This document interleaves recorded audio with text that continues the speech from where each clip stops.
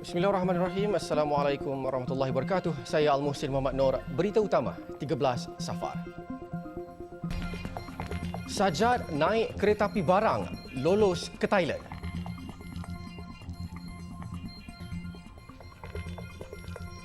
Juga wanita tak lengkap vaksin cuba-cuba masuk Langkawi.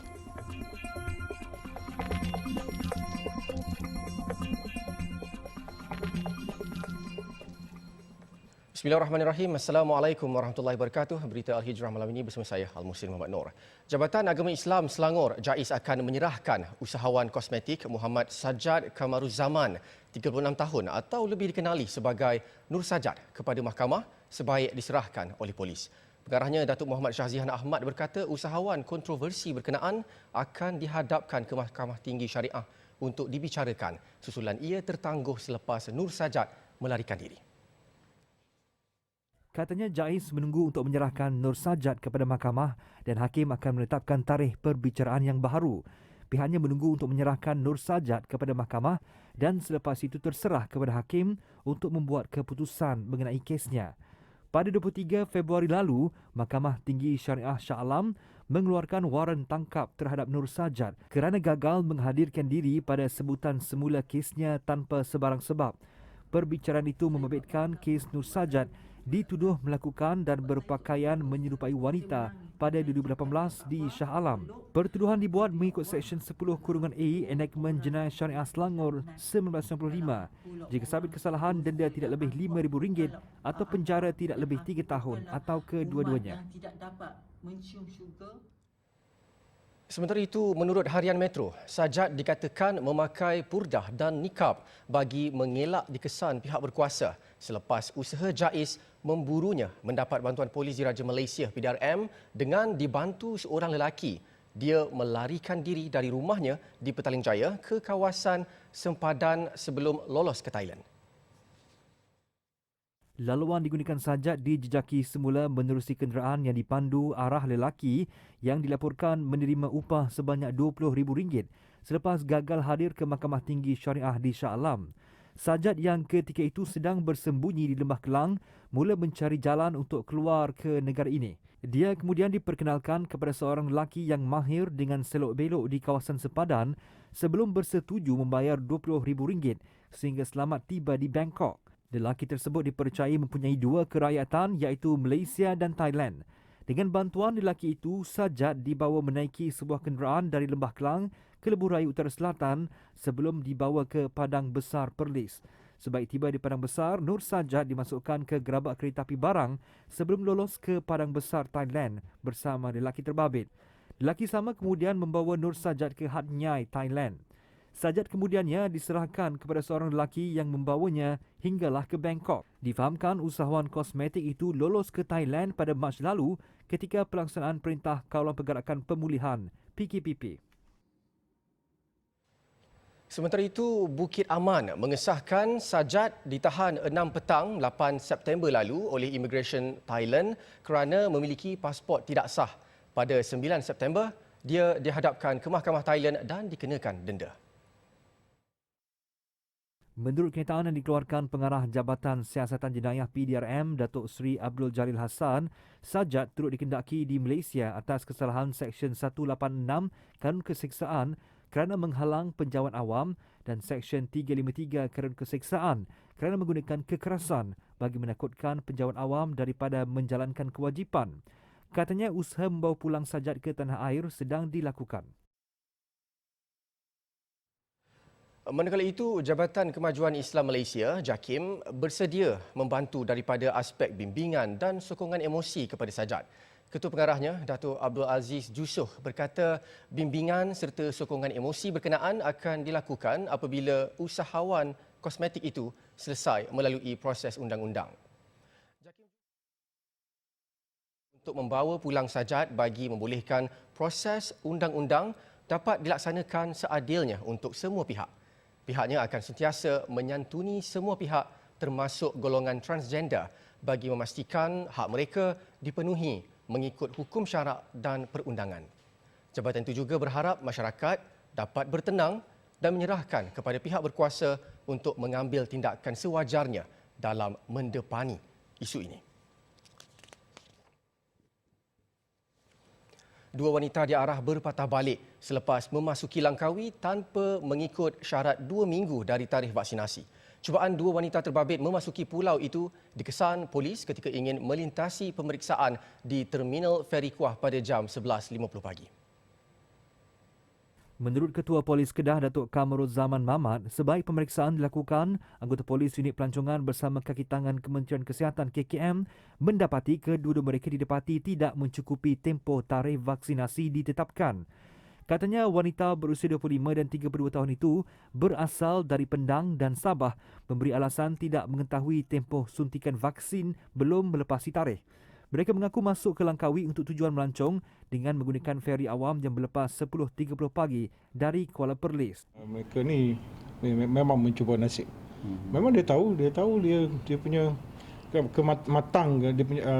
kematang dia punya vaksin tu 3 hari lagi je. Sabarlah. Cukup 3 hari, cukup 14 hari vaksin tu dah matang, datanglah ke Langkawi. Tapi memandangkan kita buat pemerhatian dan pemantauan yang rapi terhadap kemasukan untuk mengelakkan bahawa Langkawi ini dimasuki oleh mereka-mereka yang dipercayai boleh mendatangkan membawa elemen-elemen yang boleh merosakkan program Langkawi. Jadi kita buat pemantauan yang serius.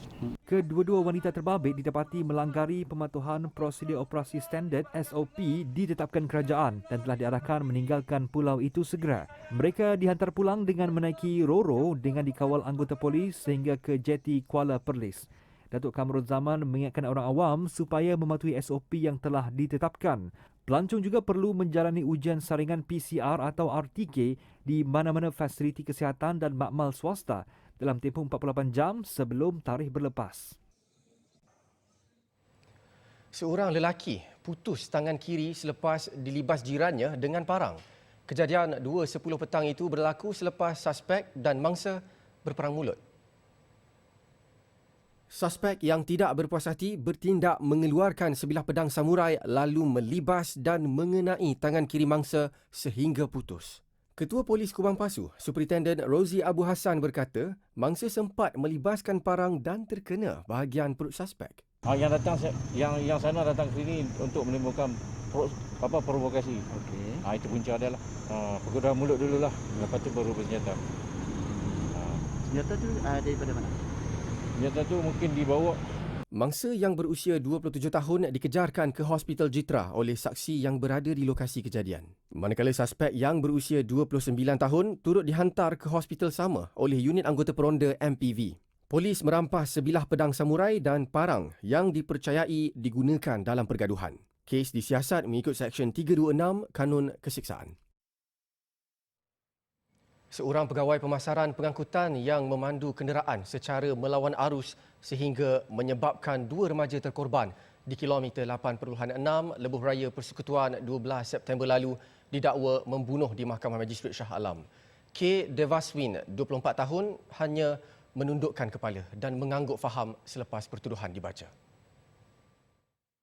Namun tiada pengakuan direkod daripada tertuduh selepas dua pertuduhan dibaca secara berasingan kerana kes itu di bawah bidang kuasa Mahkamah Tinggi. Devaswin didakwa membunuh Muhammad Hafiz Syamir Zul Asri 19 tahun dan Nur Afiqah Abdul Karim 18 tahun di kilometer 8.6 Lebuh Raya Persekutuan arah Kelang ke Kuala Lumpur pada jam 1.50 pagi 12 September lalu. Pertuduhan dibuat mengikut Seksyen 302 Kanun Keseksaan yang memperuntukkan hukuman gantung sampai mati. Tiada jaminan diberikan dan mahkamah menetapkan 21 Oktober depan untuk serahan laporan kimia serta bedah siasat. Di Pahang, polis sedang mengesan seorang penunggang basikal yang melakukan aksi bahaya dengan mengikut rapat di belakang lori trailer. Timbalan Ketua Polis Kuantan, Superintendent Muhammad Rizal Kamarudin berkata, tindakan penunggang tersebut bukan sahaja membahayakan nyawa, malah menyusahkan pengguna jalan raya lain. Menurut Superintendent Muhammad Rizal, orang ramai yang menyaksikan kejadian itu atau mempunyai makluman agar tampil untuk membantu siasatan. Kes akan disiasat mengikut Seksyen 42 dan Seksyen 54 Akta Pengangkutan Jalan APJ 1987. Sabit kesalahan, denda tidak lebih RM6,000 dan juga boleh dipenjarakan tidak melebihi 12 bulan. Secara jelas dan nyata ianya telah melanggar peraturan-peraturan di jalan raya. Sungguh pun demikian, ini adalah peringatan kepada semua agar ianya tidak melakukan kesalahan yang sama bagi masa-masa yang akan datang. Rakaman video berdurasi 2 minit 34 saat ini dirakamkan pada 17 September lalu di Jalan Kuantan, Gambang. Perakam dipercaya menghubungi pemandu lori di hadapannya dan memaklumkan ada sebuah basikal mengikut rapat kenderaan terbang sehingga menimbulkan kebimbangan kedua pemandu lori itu. Di Johor, seorang pembantu operasi hospital kerajaan mengaku tidak bersalah terhadap 4 pertuduhan tuntutan palsu membabitkan RM7,050 3 tahun lalu. Tertuduh Zuraiha Zakri, 38 tahun, didakwa melakukan semua kesalahan terbabit ketika bekerja di Hospital Sultanah Aminah HSA pada 2018. Tertuduh kini bekerja sebagai pembantu operasi di Pusat Penyelidikan Klinikal Hospital Kota Baru, Kelantan.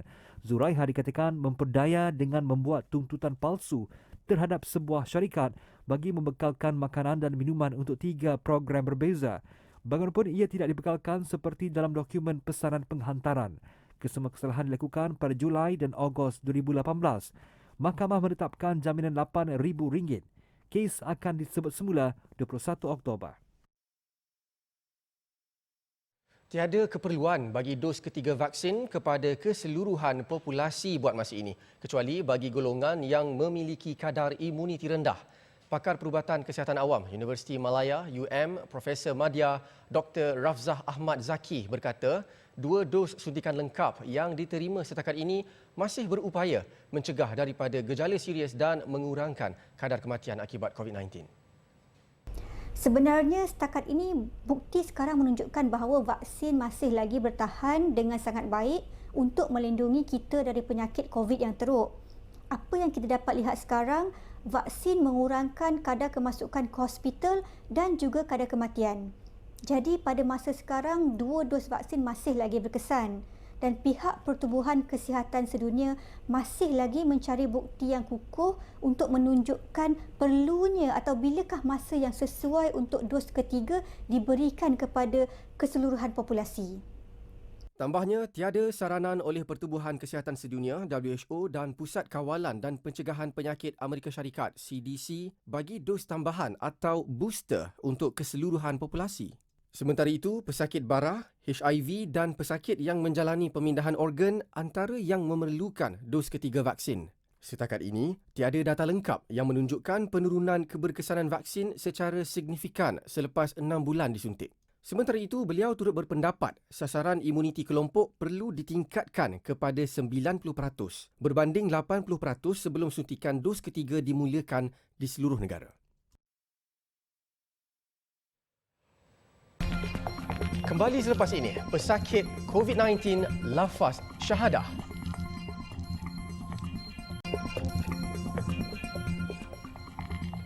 Alhamdulillah bertemu lagi. Perkembangan kejadian tanah runtuh di Kemensah Heights. Jumlah mangsa yang dipindahkan meningkat berbanding hari pertama. Menurut Ketua Polis Ampang Jaya, Asisten Komisioner Muhammad Farouk Ishak, pertambahan disebabkan faktor keselamatan penduduk yang terlibat susulan keadaan cuaca yang tidak menentu. Sehingga pada hari ini, jumlah report polis yang telah dibuat oleh orang awam atau individu sebanyak 26 lah. 26 keseluruhannya. Manakala jumlah perpindahan terkini yang kita dah kenal pasti sebanyak 110 orang. Melibatkan 110 orang keseluruhannya. Yang terkinilah. Ada sedikit perubahan daripada yang hari pertama lah. Sementara itu, Pengarah Jabatan Kejuruteraan Majlis Perbandaran Ampang Jaya MPAJ, Insinyur Zafrul Fazri Muhammad Fauzi memaklumkan, runtuhan yang berlaku pada Ahad lepas bukan berpunca daripada pengubahsuaian di beberapa lot banglo yang terlibat. Setakat ini dalam isu ini, runtuhan ini berlaku daripada bahagian atas cerun. So, renovation yang dimaksudkan tersebut berada di bahagian bawah lah. bukan dia. Kalau renovation tersebut berada di bahagian atas, kita boleh sabitkanlah, tetapi masih terlalu awal juga, tapi saya tidak fikir ia disebabkan oleh perkara tersebutlah. Namun jelasnya punca kejadian masih tidak boleh dirumuskan dan perlu menunggu laporan penuh daripada Jabatan Mineral dan Geosains beberapa hari lagi. Saya kini berada di hadapan rumah nombor 8 Jalan 7 Kemensa Heights yang dipercayai rumah pertama berlakunya tanah runtuh. Dan kalau boleh lihat di bahagian belakang rumah ini, pihak MPAJ telah menutup tanah untuk mengelakkan tanah gelongsor. Aliran sungai dapat dilihat semula setelah ditutup dengan kesan runtuhan serta ukuran penanda aras bangunan retak juga tidak berubah sejak hari kejadian. Hanisa Hasanuddin, Berita Al-Hijrah. Orang ramai dinasihatkan berwaspada dan bersedia menghadapi fasa peralihan angin monsun yang dijangka bermula pada 24 September ini dan berterusan sehingga awal November. Ketua Pengarah Jabatan Meteorologi Met Malaysia, Muhammad Helmi Abdullah berkata permulaan fasa itu menandakan bermulanya monsun timur laut dan berakhirnya monsun barat daya sejak 19 Mei lalu. Ketika fasa peralihan monsun, negara akan menerima tiupan angin lemah dari pelbagai arah yang boleh menyebabkan kejadian ribut petir dan lazimnya membawa hujan lebat beserta angin kencang dalam jangka masa yang singkat. Kejadian ini dijangka berlaku terutamanya pada waktu petang dan awal malam di kebanyakan kawasan di negeri pantai barat dan pedalaman semenanjung, barat Sabah serta barat dan tengah Sarawak. Keadaan cuaca itu berpotensi menyebabkan banjir kilat serta kerosakan pada struktur yang tidak kukuh. Justru katanya orang ramai dinasihatkan untuk lebih berwaspada ketika tempoh berkenaan dan sentiasa peka dengan ramalan serta amaran cuaca dikeluarkan Met Malaysia. Peralihan Terengganu ke fasa ketiga Pelan Pemulihan Negara (PPN) bermula Jumaat lalu bukanlah tiket untuk warga Bandaraya Kuala Terengganu mengabaikan SOP ketika berkunjung ke lokasi tumpuan ramai. Datuk Bandar Kuala Terengganu Rozali Salih berkata lokasi seperti Pantai Batu Buruk, Pasar Kedai Payang dan Pantai Seberang Takir antara lokasi yang mencuri tumpuan orang ramai untuk berkunjung menerusi fasa peralihan tersebut. Menurut Rozali, menerusi pemantauan selama 3 hari yang dilakukan, pihaknya mendapati kadar pematuhan SOP di kalangan pengunjung memuaskan dan mencapai 90%. Namun dalam kegairahan orang ramai untuk beriadah dan berkelah, masyarakat diingatkan agar sentiasa menitik beratkan aspek kebersihan dan tidak meninggalkan sampah di merata tempat. Secara keseluruhannya saya amat berhatilah. Walau macam mana pun, saya suka cerita saya mengingatkan kepada semua warga Bandaraya Kuala Terengganu supaya sentiasa menjaga kebersihan tempat-tempat awam. Supaya tempat ini dapat dinikmati dari segi kebersihan ini oleh seluruh warga Bandaraya Kuala Terengganu. Kita tak nak lagi adanya wujudnya mentaliti yang meninggalkan sampah-sampah di tempat mereka melepak ataupun piknik di tepi-tepi pesisir pantai kita lah. Tambahnya, susulan peningkatan pengunjung di beberapa lokasi tumpuan ramai itu, pihaknya juga berusaha menambah bilangan tong sampah untuk keselesaan pengunjung.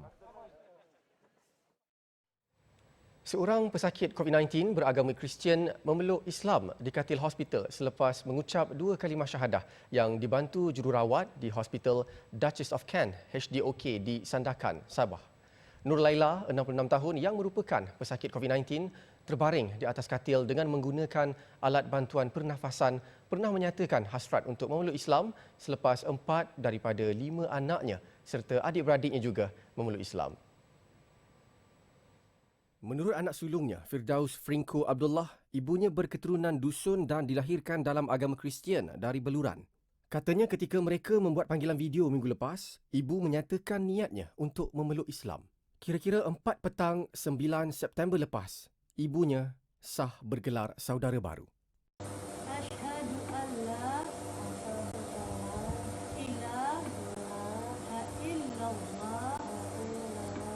Dia berasa bertanggungjawab bagi menjelaskan perkara tersebut menerusi Facebook kerana ibunya masih mempunyai saudara mara yang bukan Muslim. Nur Laila yang menghidap penyakit buah pinggang dan sudah menerima vaksinasi lengkap telah dimasukkan ke hospital pada 4 September dan memerlukan alat bantuan pernafasan. Kini dia semakin pulih namun masih belum dibenarkan untuk keluar dari hospital kerana dalam pemantauan berikutan keadaan buah pinggangnya.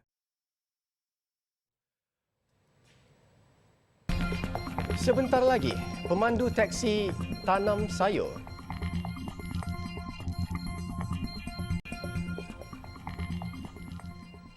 Dua tahanan Palestin, Aiham Kamanji dan Munadel Infiat yang kembali ditahan rejim Zionis malam dihadapkan ke Mahkamah Magistrate di Nazareth hari ini. Ia bagi melengkapkan siasatan terhadap insiden lolos dari penjara ketat di utara Israel. Menurut peguam kepada kedua-dua rakyat Palestin itu, Munzir Abu Ahmad, mahkamah melanjutkan tahanan reman selama 10 hari lagi bagi membolehkan siasatan dijalankan.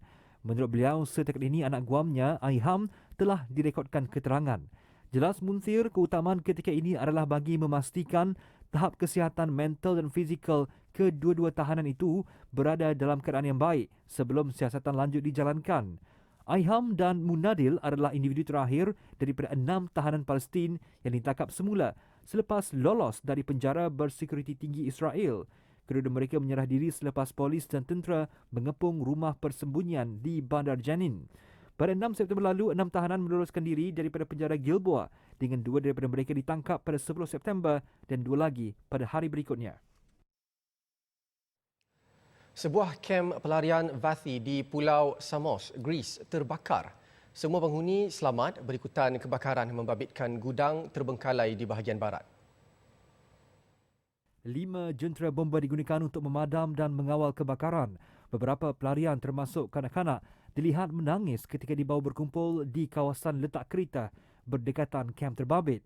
Kem yang bakal ditutup hujung bulan ini masih menempatkan kira-kira 300 orang yang sedang menunggu untuk dipindahkan ke kem baru. Kem baru dibuka Sabtu lalu antara 5 kem pelarian yang mendapat bantahan kumpulan hak asasi manusia berikutan kawalan akses keluar masuk yang ketat. Kawat duri memagari seluruh kawasan berkeluasan 12,000 meter persegi yang antara lain dilengkapi kamera pemantauan, pengimbas sinar X dan pintu magnetik. Ia turut menempatkan pusat tahanan pendatang dan pencari suaka yang sudah ditolak dan akan dihantar kembali ke Turki. Di Thailand, ratusan teksi terbiar di sebuah tempat letak kenderaan di Bangkok diubah suai menjadi kebun mini sayur-sayuran. Inisiatif itu dilakukan ketika ramai pemandu teksi terkesan teruk akibat pandemik COVID-19. Sayur-sayuran seperti daun bawang, terung dan cili tumbuh subur pada batas tanah diperbuat daripada buluh atas bumbung dan bonet teksi terbiar itu. Kira-kira 200 teksi diparkir di sebuah tempat letak kenderaan di kawasan koperasi teksi Ratchaproek di Bang Wek Road sejak setahun lalu. Semua teksi itu ditinggalkan oleh pemandu yang sudah tidak mampu lagi menguruskan kenderaan tersebut disebabkan pandemik COVID-19. Perniagaan itu sedikit sebanyak membantu pemandu teksi memperoleh pendapatan. Sejak pandemik COVID-19 melanda Thailand tahun lalu, pemandu teksi menderita krisis kewangan. Ramai pemandu teksi memilih untuk meninggalkan kenderaan mereka dengan koperasi dan pulang semula ke kampung halaman kerana tidak mampu membayar sewa guna. Juara dunia tinju Filipina, Manny Pacquiao mengesahkan akan bertanding bagi jawatan Presiden negara itu dalam pilihan raya tahun depan. Ia sekaligus menamatkan teka-teki sama ada senator itu berhasrat untuk mengambil alih tampuk kepimpinan daripada Presiden Rodrigo Duterte selepas hubungan kedua-duanya semakin dingin sejak beberapa bulan lalu. Menurut Pacquiao, sudah tiba masanya untuk beliau merebut jawatan tertinggi negara itu. Tegasnya, beliau adalah seorang pejuang dan akan terus berjuang walaupun berada di luar gelanggang.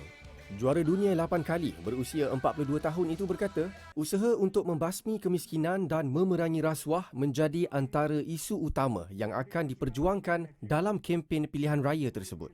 Bagaimanapun setakat ini, tiada pengesahan sama ada Suruhanjaya Pilihan Raya Filipina akan meluluskan pencalonan itu untuk pilihan raya 2022. Pacquiao yang menyertai bidang politik pada 2010 sebagai anggota Kongres sebelum dilantik sebagai senator. Sa panibagong laban at sa lahat ng mga kababayan. Laporan itu tadi mengakhiri berita Al-Hijrah malam ini. Saya Al-Muhsin Muhammad Noor. Assalamualaikum warahmatullahi wabarakatuh dan selamat malam.